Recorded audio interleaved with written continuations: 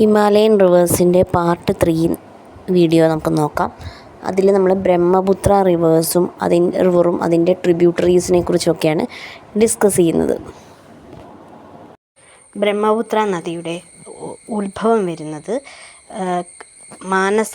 ടിബറ്റിലുള്ള മാനസരോവർ ലേക്കിന് അടുത്തായിട്ട് വരുന്ന കൈലാഷ് റേഞ്ചിലെ ചെമായുങ് ഡങ് ഗ്ലേഷ്യറിൽ നിന്നാണ്. സാങ്പോ റിവർ 1200 കിലോമീറ്ററോളം സതേൺ ടിബറ്റിൽ കൂടെ ഒഴുകുന്നുണ്ട്. അപ്പോൾ അവിടെ വെച്ചിട്ട് അതിന് കിട്ടുന്ന പേരാണ് ദ പ്യൂരിഫയർ എന്നുള്ളത്. അതുപോലെ ദ റാങ് സാങ്പോ എന്ന് പറഞ്ഞു കഴിഞ്ഞാൽ ഈ റിവറിൻ്റെ നമ്മുടെ ബ്രഹ്മപുത്ര റിവറിൻ്റെ ഒരു ടിബറ്റിലുള്ള ഒരു ട്രിബ്യൂട്ടറിയാണ്. ഇത് നംചബർവ എന്നുള്ള ഒരു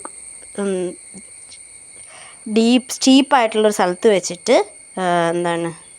ഭയങ്കര ആക്റ്റീവായിട്ട് മാറുന്നുണ്ട്.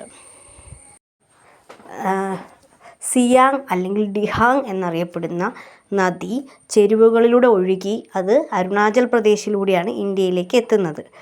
ഇത് ലെഫ്റ്റ് ബാങ്ക് ട്രിബ്യൂട്ടറീസായ ദിബാങ് അല്ലെങ്കിൽ ലോഹിത് എന്ന നദിയുമായിട്ട് കമ്പൈൻ ചെയ്ത് അത് ബ്രഹ്മപുത്ര എന്ന നദിയായിട്ട് മാറുന്നു. ആസാം വാലിയിലൂടെ ഒഴുകുന്ന ബ്രഹ്മപുത്ര നദി 750 കിലോമീറ്ററോളം ഒഴുകുന്ന സമയത്ത് പല ട്രിബ്യൂട്ടറീസ് കിട്ടുന്നുണ്ട്. അത് ബ്രഹ്മപുത്ര ബംഗ്ലാദേശിലേക്ക് എത്തുമ്പോൾ അത് ധുബ്രി എന്ന പ്രദേശത്തുകൂടിയാണ് എത്തുന്നത്. സൗത്തിലേക്കൂടിയാണ് ഒഴുകുന്നത്. ബംഗ്ലാദേശിൽ ടീസ്ത റിവർ ജമുനയിലേക്ക് ചേർന്ന് അതിൻ്റെ റൈറ്റ് ബാങ്ക് ട്രിബ്യൂട്ടറി ആയിട്ട് മാറുന്നുണ്ട്. ഇങ്ങനെ ഒഴുകുന്ന നദി പത്മയുമായിട്ട് ജോയിൻ ചെയ്യും ബേ ഓഫ് ബംഗാളിലേക്ക് എത്തുന്നു. അത് മേഘ്ന എന്ന പേരിലാണ് ബേ ഓഫ് ബംഗാളിലേക്ക് എത്തുന്നത്. ബ്രഹ്മപുത്ര നദി എപ്പോഴും വെള്ളപ്പൊക്കവും ചാനൽ ഷിഫ്റ്റിംഗ് ബാങ്ക് എറോഷനൊക്കെ നടക്കുന്ന പ്രധാനപ്പെട്ട നദിയാണ്. അങ്ങനത്തെ കാര്യങ്ങളൊക്കെ കൂടുതലായിട്ടും നടക്കുന്നത് ബ്രഹ്മപുത്ര എന്ന നദിയിലാണ്. ബ്രഹ്മപുത്ര ടിബറ്റ്, ഇന്ത്യ, ബംഗ്ലാദേശ് ഇത്രയും രാജ്യങ്ങളിലൂടെ ആണ് ഒഴുകുന്നത്. ബ്രഹ്മപുത്ര ഞാൻ നേരത്തെ പറഞ്ഞു ഇന്ത്യയിലേക്ക് എത്തുന്നത് അരുണാചൽ പ്രദേശിലും ആസാമിലൂടെയാണ് ബ്രഹ്മപുത്ര റിവർ ഒഴുകുന്നത്. ടോട്ടൽ ലെങ്ത്ത് 2900 കിലോമീറ്ററാണ് വരുന്നത്. ഇനി ഈ ബ്രഹ്മപുത്ര നദിയുടെ കുറച്ച് പ്രത്യേകതകളെക്കുറിച്ച് പറയാം. PSC പോയിൻ്റ് ഓഫ് വ്യൂവിലൊക്കെ ചോദിക്കാൻ ചാൻസ് ഉള്ള കാര്യങ്ങളാണ്.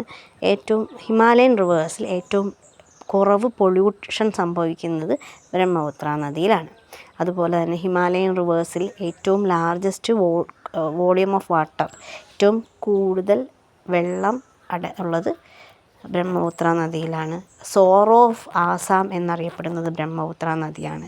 നാഷണൽ വാട്ടർവേ 2 സാദിയ തൊട്ട് ധുബ്രി വരെ ഉള്ളത് ബ്രഹ്മപുത്ര നദിയിലൂടെയാണ്. പിന്നെ ഹിമാലയൻ റിവേഴ്സിൽ പുരുഷനാമം ഉള്ളത് ബ്രഹ്മപുത്ര നദിക്കാണ്. ഇതിന് റെഡ് റിവർ എന്നും അറിയപ്പെടുന്നുണ്ട്. സാൻസ്ക്രിറ്റിൽ ലൗഹിത്യ എന്നാണ് പേര്. നദിയിലുള്ള റിവറിൻ ഐലൻഡ് ഉള്ളത് മജൂലിയാണ്. അത് സ്ഥിതി ചെയ്യുന്നത് ബ്രഹ്മപുത്ര നദിയിലാണ്. ആസാം പ്രദേശത്താണ് വരുന്നത് മജൂലി. അത് ബ്രഹ്മപുത്ര നദിയിലാണ്. മജൂലി ഇന്ത്യയുടെ ഫസ്റ്റ് ഐലൻഡ് ഡിസ്ട്രിക്റ്റാണ്. ഒരു ഐലൻഡ് മുഴുവൻ ഡിസ്ട്രിക്റ്റായിട്ട് മാറുന്നത് മജൂലിയാണ്. അത് ഇന്ത്യയിൽ ആദ്യമായിട്ട് ഉള്ളത് മജൂലിയാണ്. അത് ബ്രഹ്മപുത്ര അതൊക്കെയാണ് മജൂലിയുടെ 2 പ്രത്യേകതകൾ. വേൾഡ് ബിഗ്ഗസ്റ്റ് റിവറിൻ ഐലൻഡും ഫസ്റ്റ് ഐലൻഡ് ഡിസ്ട്രിക്റ്റുമാണ്. ബോഗിബീൽ ബ്രിഡ്ജ് ആണ് ലോങ്ങസ്റ്റ് റെയിൽ റോഡ് ബ്രിഡ്ജ് ഇന്ത്യയിലുള്ളത്.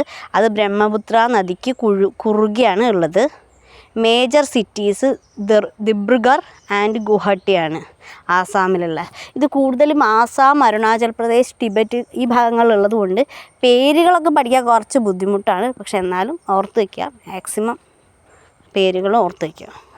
ഈ കാണുന്നതൊക്കെയാണ് ബ്രഹ്മപുത്ര നദിയുടെ ട്രിബ്യൂട്ടറീസ് ആയിട്ട് വരുന്നത്. ഇതെല്ലാം ഒന്ന് നോക്കി വയ്ക്കണം, നല്ലതാണ്. കാരണം ഇതിലൊക്കെ ക്വസ്റ്റ്യൻസ് വരാവുന്നതാണ്. ഏറ്റവും ലാർജസ്റ്റ് ട്രിബ്യൂട്ടറി സുബാൻസിരിയാണ്. ഇന്ത്യയിലെ ഏറ്റവും ലോങ്ങസ്റ്റ് റിവർ ബ്രിഡ്ജ് ധോള സാദിയ ബ്രിഡ്ജാണ്. അത് ലോഹിത് റിവറിന്